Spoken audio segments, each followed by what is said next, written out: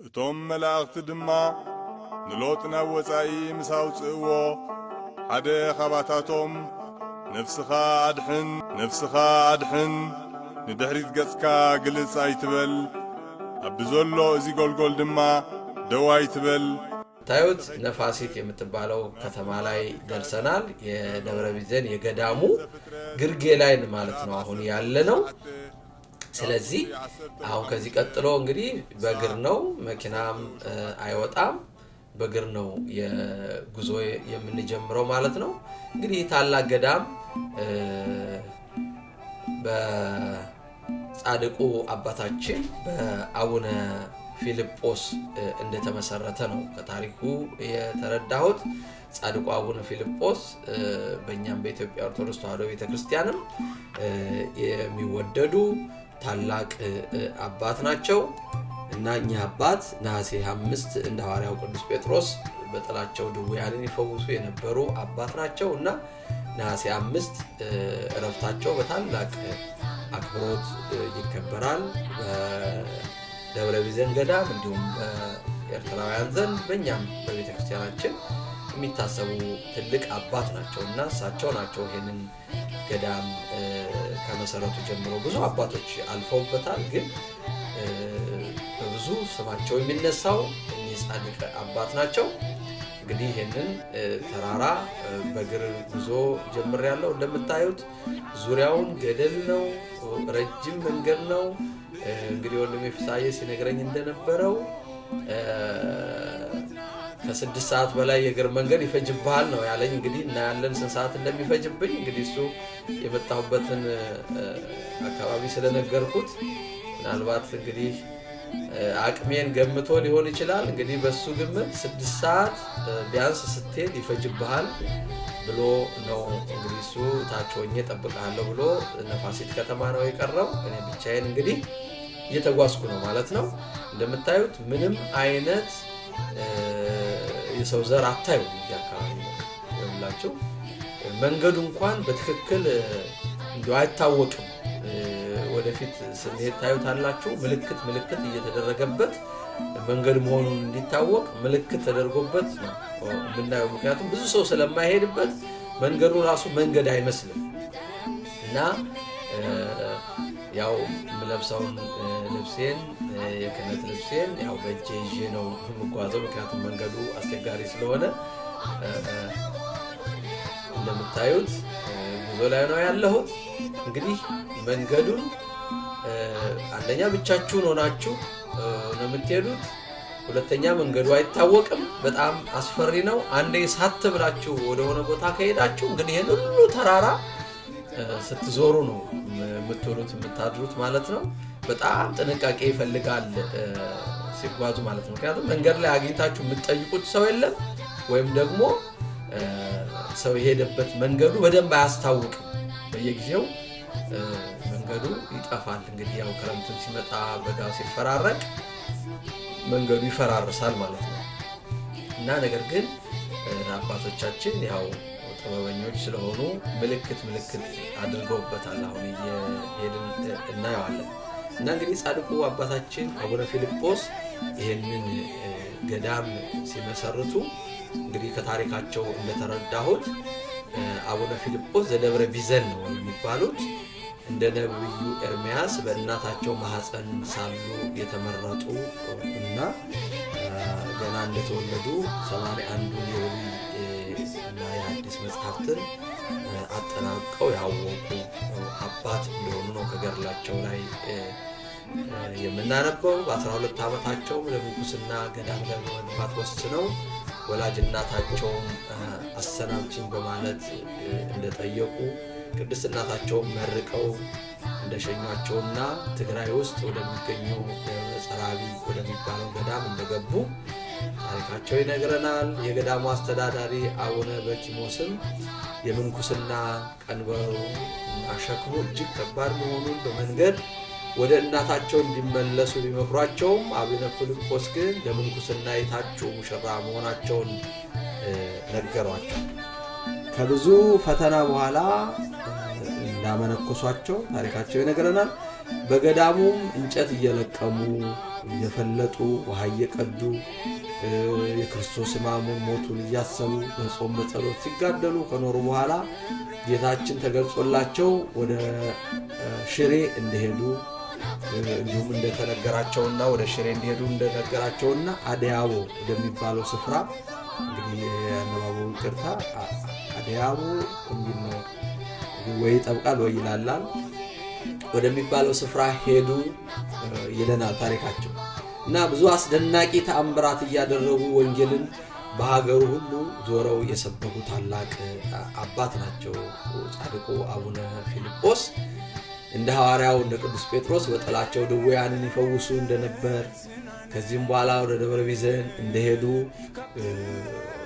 ከተነገራቸው በኋላ ማለት እንደምታዩት ይሄ ገዳሙ መግቢያ ምልክቱ እነዚህ መስቀሎቹ መንገዱ ላይ መስቀል ምልክት የተደረገበት ወደ ገዳሙ ስንሄድ ምልክት እንዳይጠፋን ማለት ነው። መንገዱ በደንብ ስለማያስታውቅ ይሄው መስቀል ምልክት አለበት። የምትሄዱበት መንገድ የመስቀል ምልክት ከሌለው በቃ ጠፍታችኋል ማለት ነው። እና ወደፊት የመሄድ ፍላጎቱ ያላችሁ ዝግጅቱ ያላችሁ ሰዎች እንግዲህ ይሄን እንድታውቁ ነው። በዛው ይሄው እንደምታዩት ያው ድንጋይ ያለበት ያው ረብራብ ነገር ነው፣ ግን ያው ስቲልም በተለያየ ጊዜ እየፈረሰ ድጋሚ የሚሰራ ነው። እንደምታዩት ይሄው መስቀል ምልክት አድርገውበታል። ለምንድን ነው? መንገዱ እንዳይጠፋን ነው ይሄ ምልክት የተደረገበት። በቀጥታ ወደ ገዳሙ እየሄድን መሆናችንን እንድናውቅ ነው እንግዲህ ይሄንን ምልክት እያሳዩን ያለው። እሺ እንግዲህ ወደ ጻድቁ ታሪክ ስንመለስ እንደ ሐዋርያው እንደ ቅዱስ ጴጥሮስ እንዳልኳችሁ ድውያንን ይፈውሱ በጥላቸው የነበሩ ናቸው። ወደ ደብረ ቢዘን እንዲሄዱ በመንፈስ ቅዱስ ተነግሯቸው የእርሳቸውን በረከት ለመቀበል ከመጡ 16 ደጋግ መነኮሳት ጋር ወደ ደብረ ቢዘን ሄዱ ይለናል ታሪካቸው። እንግዲህ እዚህ ጋር ያው እነዚህን አባትና ይህንን ወንድም መንገድ ላይ ያገኘኋቸው እነሱም ከብዙ ድካም በኋላ እሱም ከሌላ ሀገር መጥቶ ይመስለኛል ከብዙ ድካም በኋላ ከገዳሙ ሲመለሱ ያገኘኋቸው። እንግዲህ ከኔ ብዙ ያልቀረጽኩት አለ ስመጣ ከረጅም ርቀት በኋላ ወንድሞች ያገኘኋቸው እና መንገዱን እየመሩኝ ነው እየነገሩኝ ነው። ገርሟቸዋል እንዴት እንደመጣው ብቻዬን እንዴት ከማላውቀው ሀገር መጥቼ ወደዚህ መምጣቴ እየደነቃቸው ነገር ግን እንዴት መሄድ እንዳለብኝ እየነገሩኝ ነው።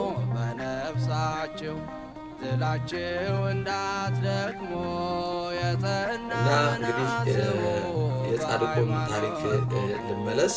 ይኸውም በኤርትራ ክፍለ ሀገር በሐማሴን አውራጃ ከአስመራ ከተማ በስተ ምስራቅ ቅድም እንደነገርኳቸው 25 ኪሎ ሜትር ርቀት ላይ የሚገኘው አስደናቂው ገዳም ነው። ጻድቁ የሐይቅ እስጢፋኖስን ባህር በተአምራት ያቃጠሉት አባት ናቸው። በንጉሱ በአጼ ዳዊት ዘመን ሰንበትን አንድ ብቻ ናት እያሉ በአንደኛዋ ሰንበት ሥራ ሲሰሩ ጻድቁ አቡነ ፊልጶስ ይህን ሰምተው አንዲት ሰንበት የሚሉትን ሁሉ ተቃወሟቸው። ከግብፅ የመጡት ጳጳስም ቀደም ብሎ ከአቡነ ጊዮርጊስ ዘጋስጫ አሁንም ከአቡነ ፊልጶስ ጋር ንጉሱ አጼ ዳዊት አከራክረዋቸው ጳጳሱ ተመቱ። ክፉዎችም በአቡነ ፊልጶስ ላይ በክፋት ተነሱባቸው። በአቁማዳ ጠቅልለው ሐይቅ ባህር ውስጥ ጣሏቸው። በዚህም ጊዜ እሳቸው የተጣሉበት ባህር በእሳት ተቃጥሎ ጽድቃቸውን መስክሮላቸዋል። ዛሬም ድረስ በሐይቅ እስጢፋኖስ ባህር ዳርቻ ላይ የተቃጠለው ድንጋይ ምልክቱ በግልጽ ይታያል። በወቅቱ የንጉሡ ሚስት በዋናተኛ አስፈልጋ ከሐይቁ ውስጥ አስወጥታቸው እግራቸውንም አጥባቸው ስትጨርስ የእግራቸውን እጣቢ ጠጣችው። ወዲያውም ከማኅፀንሽ ፍሬ ታላቅ ጻድቅ ልጅ ይወጣል ብለው ትንቢት ነገሯት። በትንቢታቸው መሠረት ታላቁ ጻድቅ ንጉሡ አጼ ዘርዓ ያዕቆብ ተወለዱ ይለናል ታሪካቸው። እንግዲህ ቀጥሎም ደግሞ በወቅቱ በተፈጠረው አለመግባባትና ክፉዎችን በባህር ውስጥ ስለጣሏቸው ንጉሡ አጼ ዳዊትም አቡነ ፊልጶስን ከልብ ይቅርታ ጠይቀው ወዲያው ታርቀዋል። በዘመናቸውም ረሃብ ስለተነሳ ጻድቁን ከገዳማቸው አስጠርተው ምን ባደርግ ይሻለኛል ብለው አማክረዋቸዋል። አቡነ ፊልጶስም የጌታችንን መስቀል ያስመጡ ብለው መከሯቸው። ንጉሡ አፄ ዳዊትም በአቡነ ፊልጶስ ምክር መሠረት ከኢየሩሳሌም ከቁስጥንጥንያና ከእስክንድርያ መንግሥታት ጋር ተጻጽፈው 10ሩን ታላላቅ ቅዱሳን ይዘው ሄደው መስቀሉን መስከረም 10 ቀን አምጥተውታል። ቅዱስ መስቀሉን ያመጡት 10ሩን ቅዱሳን የደብረ ቢዘኑ አቡነ ፊልጶስ፣ የጣና ደሴቱ አቡነ ሂሩተ አምላክ፣ የጣና ደሴቱ አቡነ እንድርያስ፣ አቡነ በትረ ማርያም፣ አቡነ ዮሐንስ፣ አቡነ ታዲዮስ፣ አቡነ ያፍቅረነ እግዚ፣ አቡነ ዘካርያስ፣ አቡነ ያሳይና አቡነ ቶማስ ናቸው። ታሪካቸው አቡነ ፊልጶስ ዘደብረ ቢዘን በታላቅ ተጋድሎ ኖረው ከጌታችን ዘንድ ታላቅ ቃል ኪዳን ከተቀበሉ በኋላ ነሐሴ 5 ቀን በታላቅ ክብር አርፈዋል ይለናል። የጻድቁ የአባታችን የአቡነ ፊልጶስ በረከታቸው ይደርብን። እንግዲህ እንደምታዩት እስካሁን መንገዱን አልሳትኩም፣ መስቀሉንም የተከታተል። ይሄ ደግሞ እንደምታዩት በገዳማውያን አባቶች እንዲሁም ወጣት ዲያቆናት የተሰራ የድንጋይ ርብራብ ነው። እንግዲህ እንደምታዩት መንገዱን ተከትዬ እየሄድኩ ነው። የቅድም ያያችኋቸውም አባትና ወንድምም ለማጠናከር እንዲሆን እንዴት መሄድ እንዳለብኝ መንገዱን እየመሩኝ ነው እየተጓዝኩ ያለሁት ማለት ነው። እንግዲህ እንደምታዩት ይህንን ያክል ታላቅ ገዳም እንግዲህ የምታዩት ሰው የሚባል ነገር አለመኖሩ በጣም ነው እየደነቀኝ። እንዴት እኔ ቢያንስ እንደው ሌላው ቢቀር መናንያን በዛ የሚኖሩ የመናንያን አገልጋዮች እንኳን እንዴት የሉም ብዬ በጣም እየተደነኩ ያለሁት። ላይ ስትወጡ ግን ገዳም ውስጥ ያው የሚገኙ መናንያን አሉ፣ የእነሱ አገልጋዮች ወጣንያን አሉ፣ ዲያቆናት አሉ።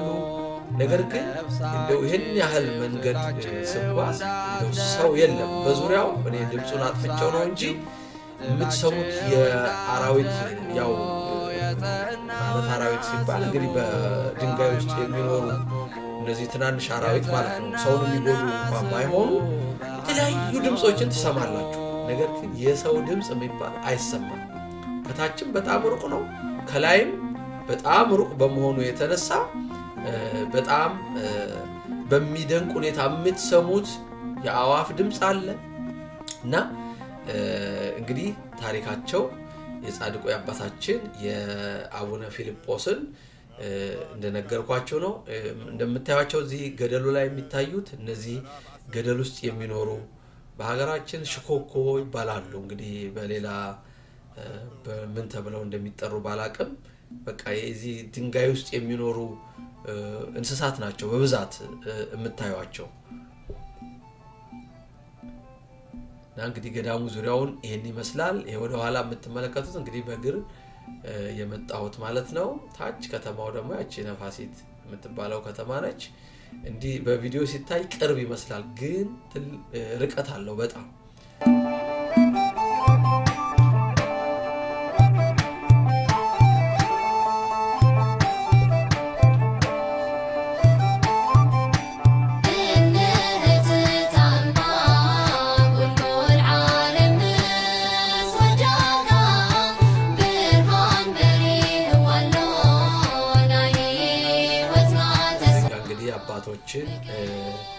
መናንያኑ ስራ እየሰሩ ነው። እነዚህ ደግሞ በስተግራ ያሉ ወጣንያን የሚባሉ ዲያቆናት ገዳሙን የሚያገለግሉ እዚህ ጋር አገልግሎት እየሰጡ እንደምታዩት ድንጋዩን እየጠረቡ ራሳቸውን የሚያስተዳድሩ ያያቸዋቸው ትህትናቸው እንግዳ ሲያዩ እንዴት እጃቸውን ወደ ኋላ አድርገው በጣም አባቶች ለእንግዳ እንዴት ትልቅ አባቶች ናቸው። በእውነት መናንያኑ በቃ ልባቸው ስብር ያለ እናንተን ራሱ ስብር የሚያደርጉ ናቸው። በቃ ሰው በማየታቸው ደግሞ በጣም ደስተኞች ናቸው። እንግዳ ደግሞ ለመቀበል በጣም የተጉ ናቸው። በጣም የሚገርም ገዳማዊ ሕይወት ያላቸው አባቶች ወንድሞችን የምታዩበት ገዳም ነው።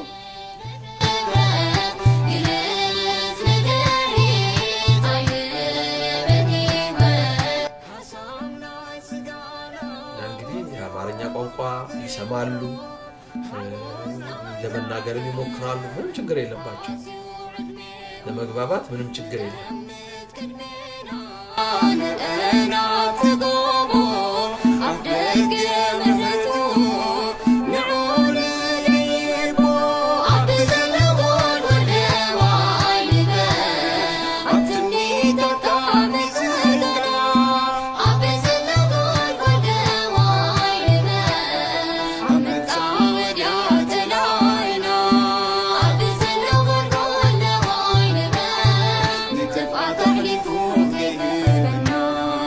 እሺ እንግዲህ የደብረ ቢዘንን ታሪክ ደግሞ የገዳሙን ታሪክ በመጠኑ ከተጻፈ ያገኘሁትን ላንብብላችሁ። ደብረ ቢዘን በኤርትራ ሐማሴን ከዋና ከተማዋ አስመራ በስተምስራቅ ወደ ምጽዋ በሚወስደው መንገድ ላይ 25 ኪሎ ሜትር ርቀት ላይ ነፋሲት በተባለች መንደር የሚገኝ ታላቅ ገዳም ነው። ምንም እንኳን ደብረ ቢዘን የሚለው ስያሜ በጥሬው ሲተረጎም የበዛንታይን ተራራ የሚል ትርጉም ቢኖረውም ይህ ስያሜ ለቦታው የተመረጠበት ምክንያት ግልጽ አይደለም። ፍራንሴስኮ አልቫሬዝ በማስታወሻው ቦታውን ሞናስትሪ ኦፍ ዘ ቪርጂን ሲል ይገልጸዋል። የዚህም ስያሜ መነሻ ምክንያት በአካባቢው የሚነገር አፈ ታሪክ ነው። ጌታ ኢየሱስ ክርስቶስ ለጻድቁ ሰው ተገልጦ የወርቅ በትር ተንጠልጥሎ በሚያይበት ቦታ ላይ ገዳም እንዲገነባ አዘዘው። እንዲሁም በእርግጥ ከገዳሙ መመስረት በፊትም ቢዘን በሚባል ገምገም በነፋሲት የነበረም ይመስላል። ደብረ ቢዘን እንደ አቡነ ፊልጶስ በመባልም ይታወቃል። አቡነ ፊልጶስ በ1366 ዓ.ም ገደማ ገዳሙ እንደመሰረቱ የሚታመን የደቀ ኤዎስጣቴዎስ ንቅናቄ መሪ ነበሩ።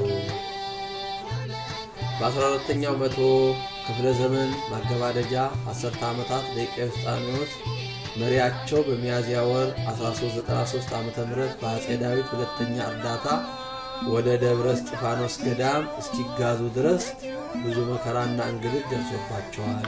ከጥቂት ዓመታት በኋላ ንጉሡ አፄ ዳዊት ሁለተኛ ቅዳሜንና እሁድን ሰንበት ሆነው እንዲከበሩ ሲወስን በ1443 ዓ.ም በተደረገ ጉባኤ ደብረ መጥምቅ በተለያዩ ገዳማት መካከል የነበረውን የአስተምህሮ አለመግባባትን እንዲፈታ ተደረገ። ውሳኔውም ለደብረ ቢዘን ገዳም ያደላ እንደነበር አንዳንድ መዛግብት ይናገራሉ። በዚህም መሰረት አፄ ዘርዓ ያዕቆብ ለደብረ ቢዘን ነፃ መሬት እንዲሰጥ አደረገ።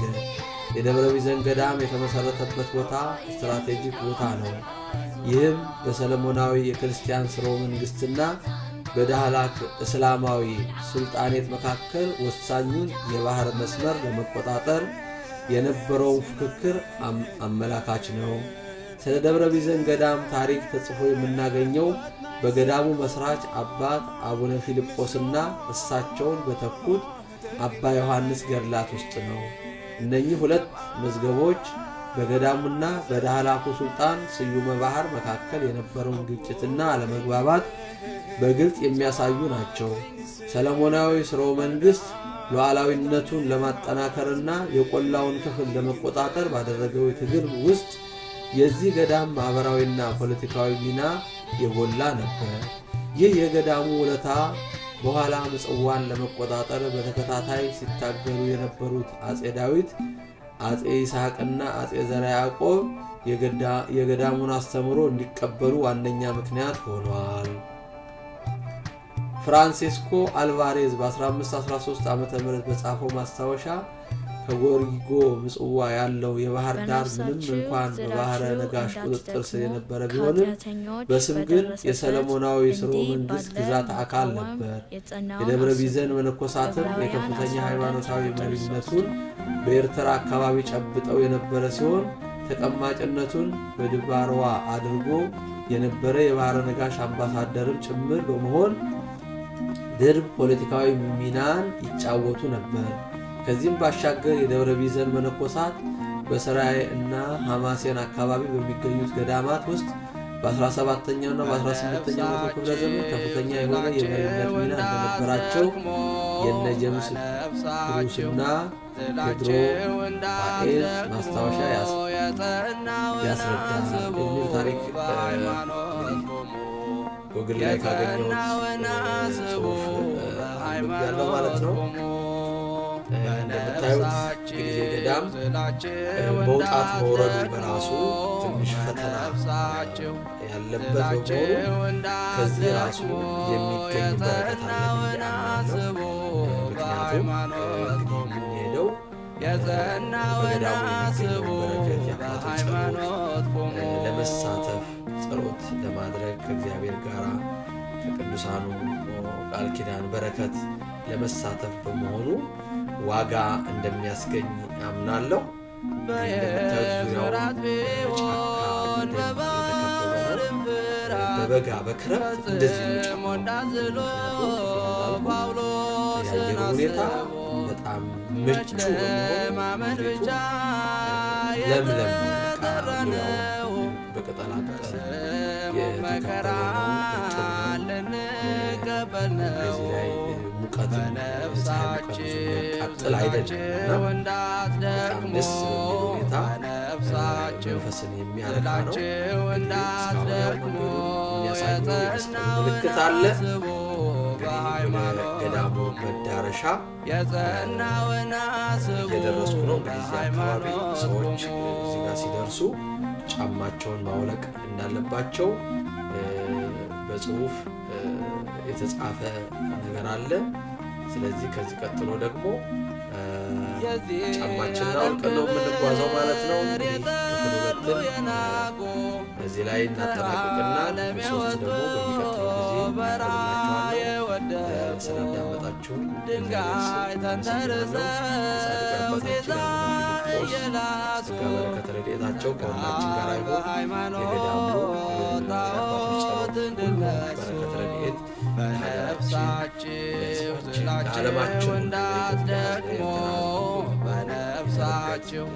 ትላችሁ እንዳትደክሙ የጸናውን አስቡ በሃይማኖት ቁሙ የጸናውን አስቡ በሃይማኖት ቁሙ